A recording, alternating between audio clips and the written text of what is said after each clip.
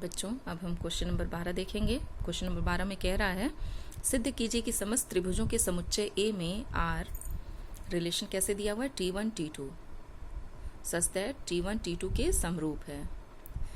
द्वारा परिभाषित संबंध R एक तुल्यता संबंध है। भुजाओं 3, 4, 5 वाले समकोण त्रिभुज T1, भुजाओं 5, 12, 13 वाले समकोण त्रिभुज T2 तथा भुजाओं 6, 8, 10 वाले समकोण त्रिभुज T3 पर विचार कीजिए। T1, T2, T3 में से कौन से त्रिभुज परस्पर संबंधित हैं? ये तीन त्रिभुज का भुजाओं वाले तीन त्रिभुज दिए हैं, T1, T2, T3। तो ये तीनों में कौन कौन से एक दूसरे से संबंधित हैं, तो ये आपको प्रूफ करना है। ये भी दो पार्ट में क्वेश्चन है। पहला आपको प्रूफ करना है कि तुल्यता संबंध है, ये जो रिलेशन R T1 T2 में दिया हुआ है वो एक इक्विवेलेंस रिलेशन है। सेकंड में आपको T1 T2 T3 में कौन से त्रिभुज आपस में परस्पर संबंधित होंगे ये बताना है। तो सबसे पहले रिलेशन R जो दिया है उसे हम नोट कर लेते हैं। तो R दिया है, R equals to T1 T2, ये ऑर्डर पेयर है T1 T2 का, और T1 क्या है, T2 के समरूप है। T1 जो है वो T2 के समरूप है। तो सबसे पहली प्रॉपर्टी स्वतुल्य property, suppose that T1 point को ले लेते हैं, तो T1 बिलोंग करेगा किस में, R में। T1 जो है R सेटिस्फाई कर रहा है। तो क्यों ऐसा होगा, क्योंकि कोई भी त्रिभुज अपने आप के समरूप होता है। मान लीजिए ये त्रिभुज दिया हुआ है, ठीक है, ये स्वयं के ही समरूप होगा। समरूप का मतलब क्या होता है, सेम रूप हो, समान रूप हो, तो स्वयं के क्या होगा, समरूप होगा। तो जब पहला T1 दूसरे T1 के समरूप होगा, दूसरा T1 पहले T1 से भी उसी तरीके से संबंधित होगा, दोनों ही आपस में समरूप होंगे।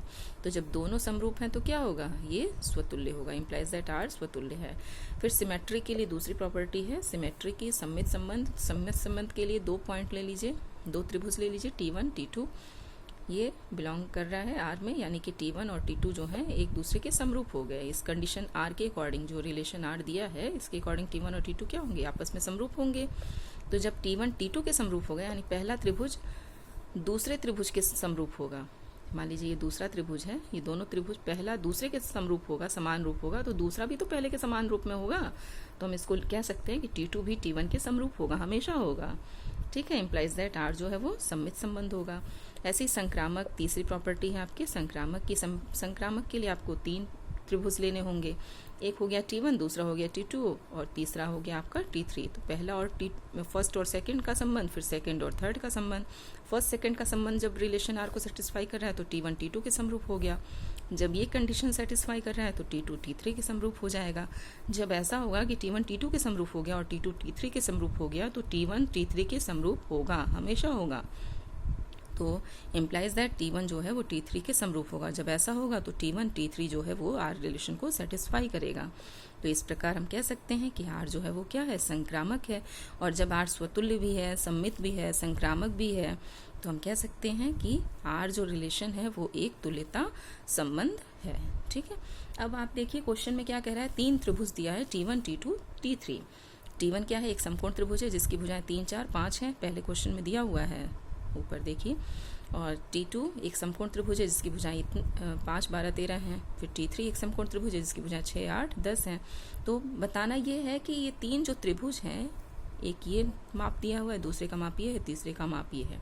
तो इन तीनों में कौन सा त्रिभुज आपस में परस्पर संबंधित है, तो परस्पर संबंधित कौन सा त्रिभुज होगा, जिन दो त्रिभुजों के भुज, क्योंकि समरूप त्रिभुज है ना, ये रिलेशन R में क्या कह रहा है, T1 T2 के समरूप है। तो समरूप होने का मतलब क्या हुआ कि जिन दो त्रिभुजों के संगत भुजाओं का जो अनुपात है वो समान आएगा, वो आपस में समरूप होंगे। तो इसमें आप देखिए यहाँ 3/5 पहले और T1 और T2 को लेंगे तो 3/5, 4/12 आ गया, यहाँ 5/13, ये आपस में इक्वल नहीं है, ठीक है। तो पहला दूसरे के समरूप नहीं होगा। आप तीसरे को ले लीजिए, 3/6 हो गया, 4/8 हो गया, 5/10 हो गया। वही चीज़ मैंने यहाँ पे लिखी है, 3/6, 4/8, 5/10। अब इन तीनों को देखिए, तो यहाँ से जब ये कैंसिल होगा 1/2 बचेगा, ये कैलकुलेट करेंगे तो 1/2 होगा, यहाँ से कैलकुलेट करेंगे तो ये भी 1/2 होगा। यानी कि पहले और तीसरा जो त्रिभुज है, इनका जो संगत भुजाओं का अनुपात आ रहा है वो 1/2 ही आ रहा है, जो कि कांस्टेंट है और सब ये समान है, ठीक है। तो समरूप कौन सा त्रिभुज होगा, T1 T3 के समरूप होगा। T1 त्रिभुज जो है वो T3 त्रिभुज के समरूप होगा, और जब T1 T3 के समरूप है तो रिलेशन R के आधार पे हम कह सकते हैं कि T1 जो है वो T3 से संबंधित है। तो यही आपको बताना था। ठीक है, अब अगला क्वेश्चन है क्वेश्चन नंबर 13। सिद्ध कीजिए कि समस्त बहुभुजों के समुच्चय A में R रिलेशन दिया हुआ है P1 P2 में P1 और P2 की अन्य भुजाओं की संख्या समान है।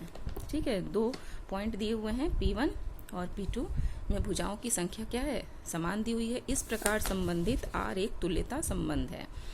और फिर दिया है इसी में 3, 4 और 5 लंबाई की भुजाओं वाले समकोण त्रिभुज से संबंधित समुच्चय A के सभी अवयवों का समुच्चय ज्ञात कीजिए। तो जो रिलेशन दिया है पहले उसको उतार लेंगे। रिलेशन R P1 P2 के बीच में दिया है, P1 तथा P2 में भुजाओं की संख्या क्या है, वो समान है। ये P1 P2 क्या है, एक बहुभुज है। ठीक है, बहुभुज में भुजाओं की संख्या समान है। तो सब तुल्यता संबंध प्रूफ करने के लिए फिर उसी तरीके से जैसे मैंने अभी आपको ऊपर बताया है, पहला प्रॉपर्टी प्रूफ करेंगे। पहला प्रॉपर्टी है स्वतुल्य प्रॉपर्टी। तो फर्स्ट प्रॉपर्टी आपकी होगी स्वतुल्य। स्वतुल्य के लिए P1 एक बहुभुज है, दूसरा बहुभुज P1 स्वयं से रिलेशन R सेटिस्फाई करेगा। तो इसमें जो जितनी भुजाओं की संख्या P1 में होगी वे उतनी ही भुजाएं P1 में आपस में एक दूसरे से क्या होंगे, समान होंगे ना। भुजाओं की संख्या दोनों में क्या होगी, समान होगी। इसका मतलब R रिलेशन जो है वो स्वतुल्य है। P1 का संबंध P1 से, भुजाओं की संख्या समान होगी, इसका मतलब R जो है वो क्या होगा, स्वतुल्य होगा। उसी तरीके से दूसरा संबंध है सम्मित संबंध। सम्मित संबंध के लिए दो बहुभुज ले लिए, एक P1 और दूसरा P2 बिलोंग्स टू R कह रहा है। तो इस आधार पे हम कह सकते हैं रिलेशन R के आधार पे P1 तथा P2 में भुजाओं की संख्या समान है। जब P1 और P2 में भुजाओं की संख्या समान है तो इसके आधार पे हम कह सकते हैं P2 तथा P1 में भी तो भुजाओं की संख्या समान होगी। तो जब अपोजिट करके लिख दिया तो ये पॉइंट ऑर्डर पेयर क्या बन जाएगा, P2 P1 बन जाएगा, यानी P2 P1 belongs to R हो गया। तो ये R में R को सेटिस्फाई करेगा, इम्प्लाइज दैट R जो है वो सम्मित संबंध है।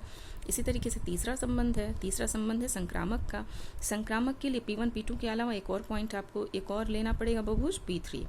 ठीक है, तो पहला पेयर क्या हो गया, P1 P2 belongs to R। तो इसके आधार पर इम्प्लाइज दैट P1 तथा P2 में भुजाओं की संख्या समान है रिलेशन R के अकॉर्डिंग। दूसरा आपने लिया P2 और P3 बिलोंग्स टू R। तो इसके आधार पर हम कह सकते हैं P1 तथा P3 में भुजाओं की संख्या समान है रिलेशन R के आधार पे। फिर जब P1 P2 में भुजाओं की संख्या समान है और P2 P3 में भुजाओं की संख्या समान है तो ऑटोमेटिक P1 और P3 में भी तो भुजाओं की संख्या समान होगी। वही चीज़ मैंने यहाँ पे लिख दी, इम्प्लाइज दैट P1 तथा P3 में भी भुजाओं की संख्या समान है। और जब इसमें भुजाओं की संख्या समान होगी इसका मतलब क्या है, ये रिलेशन P1 P3 जो है ये ऑर्डर पेयर ये रिलेशन R को सेटिस्फाई करेगा, उसमें बिलोंग करेगा। इम्प्लाइज दैट R जो है वो संक्रामक संबंध है। और जब R संक्रामक भी हो गया, स्वतुल्य भी हो गया और सम्मित भी हो गया तो ये तीनों ही सेटिस्फाई हो गया। तो अतः R जो क्या है वो एक तुल्यता संबंध है। अब देखिए इसमें क्वेश्चन में कह रहा है 3, 4 और 5 लंबाई की भुजाओं वाले समकोण त्रिभुज से संबंधित समुच्चय A के सभी अवयवों का समुच्चय ज्ञात कीजिए। तो जितने भी संबंधित समुच्चय A से जितने भी संबंधित होंगे उनका आपको अवयवों का समुच्चय ज्ञात करना है।